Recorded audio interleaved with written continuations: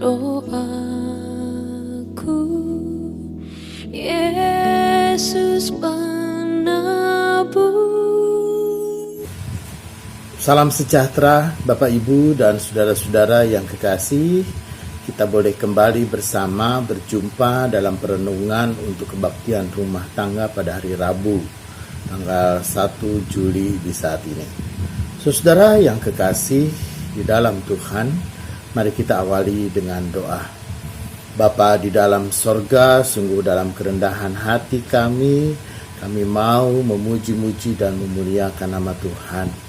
Bahkan dalam segala keberadaan kami tahu bahwa Tuhan yang sungguh-sungguh hadir dan memperhatikan setiap kami. Biarlah firman Tuhan boleh diberitakan dan nama Tuhan boleh menjadi nyata. Terpujilah Tuhan. Amin. Bapak Ibu, saya akan membaca bagian dari kitab Injil Markus pasal 1 ayat 12 dan ayatnya yang ke-13. Lembaga Alkitab memberikan judul pencobaan di padang gurun. Begini katanya, segera sesudah itu roh memimpin dia ke padang gurun. Di padang gurun ia tinggal 40 hari lamanya dicobai oleh iblis. Ia berada di sana di antara binatang-binatang liar dan malaikat-malaikat melayani dia. Saudara, demikian pembacaan Alkitab. Berbahagia mereka yang mendengarkan firman Tuhan dan memelihara dalam hidupnya. Haleluya.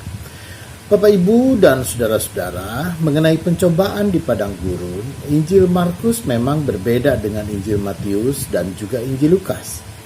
Injil Matius dengan 11 ayat, Injil Lukas dengan 13 ayat, tapi Injil Markus hanya cukup 2 ayat saja. Saudara, Injil Markus tidak menyampaikan detail mengenai pencobaan, baik pencobaan yang pertama, yang kedua, dan yang ketiga.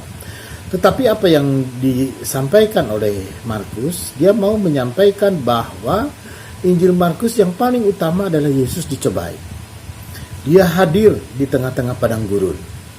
Dia selama 40 hari di sana bersama dengan binatang-binatang liar. Dan malaikat-malaikat melayani dia. Saudara, kita akan berfokus kepada malaikat-malaikat melayani dia. Saudara, kenapa ini dicatat oleh Injil Markus? Kenapa? Karena persoalannya, Yesus pasti menang, Yesus pasti hebat, Yesus pasti mampu mengatasi pencobaan, dan dimanapun dia berada, pasti Yesus mampu berhadapan dengan persoalan.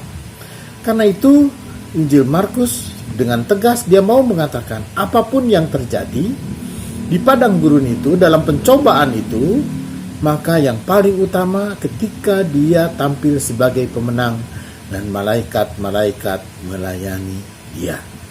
Karena itu Bapak Ibu dan saudara-saudara yang kekasih di dalam Tuhan, maka ketika kita memahami Injil Markus ini, kita tahu bahwa setiap kita punya problem, punya persoalan, punya masalah, dan punya beban berat dalam hidup ini. Bukan persoalan apa yang menjadi beban berat. Bukan persoalan apa yang harus kita hadapi dan yang kita sedang hadapi. Pergumulan seperti apa sih yang kita jalani di saat ini? Saudara, mungkin sama seperti Yesus, bahwa kita dipimpin hadir di padang gurun. Kita pun juga hadir 40 hari di sana. Kita pun juga ada di antara binatang liar. Sedemikian sulit, sedemikian besar tantangan yang kita hadapi. Saudara, apapun yang kita hadapi, tapi satu hal yang kita harapkan adalah kemenangan atas semua masalah. Kita mampu mengatasi semua persoalan. Kita mampu mengatasi berbagai macam problem yang ada. Sehingga yang paling utama di tengah-tengah problem yang ada adalah bagaimana malaikat-malaikat itu melayani dia. Nah, Bapak, Ibu, dan saudara-saudara yang kekasih di dalam Tuhan, ketika kita hadir di tengah-tengah pergumulan dan persoalan hidup, apapun persoalan yang kita hadapi, satu hal yang kita mohonkan kepada Tuhan adalah penyertaan Tuhan, pimpinan Tuhan, kekuatan daripada Tuhan, kesabaran dan ketekunan daripada Tuhan. Mampukan kita untuk kita mengatasi semua persoalan dan problem yang ada. Dan biarlah pencobaan-pencobaan yang kita hadapi, kita mampu mengatasinya. Sehingga biarlah malaikat-malaikat Tuhan juga melayani. Karena itulah saudara yang kekasih, mari kita bersama dalam hidup kita tetap menempatkan Yesus Tuhan Sang Juru Selamat.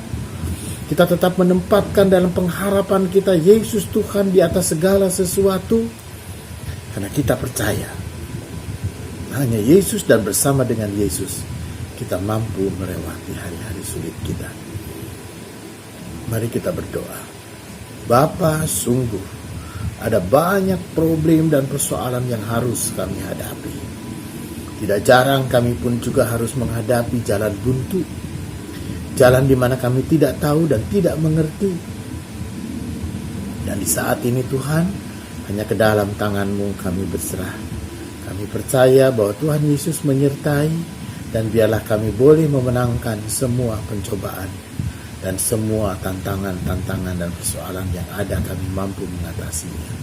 Karena Tuhan Yesus beserta dengan kami. Kami berdoa bagi saudara kami yang sedang menderita sakit dan lemah tubuh. Jamahan kasih Tuhan akan memulihkan kesehatan mereka. Engkaulah tabib agung yang menjadi pengharapan kami. Dalam nama Yesus kami berdoa. Amin.